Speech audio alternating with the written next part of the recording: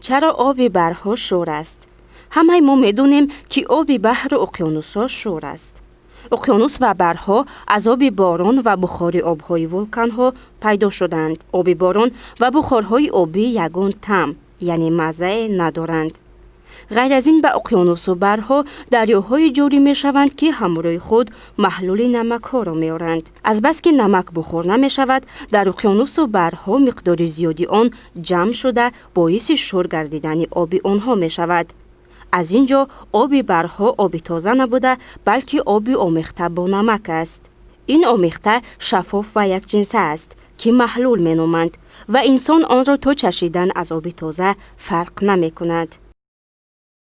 چرا ناقل‌های الکتریکی را از مس می‌سازند؟ نیروی برق از نیروگاه‌های برقی که در آنجا استحصال می‌شوند توسط ناقل‌های الکتریکی به جای استفاده برای فرستاده می‌شود. برای استحصال ناقل‌های الکتریکی متال‌ها را قبل از همه مس استفاده می‌کنند. مس یکی از بهترین ناقل‌های برقی می‌باشد. غیر از این از مس نخ‌های نهایت باریک و دراز را حاصل نمودن ممکن است. بنابراین آن را برای استحصال ناقل‌های فرستنده شبکه الکتریکی استفاده می‌برند.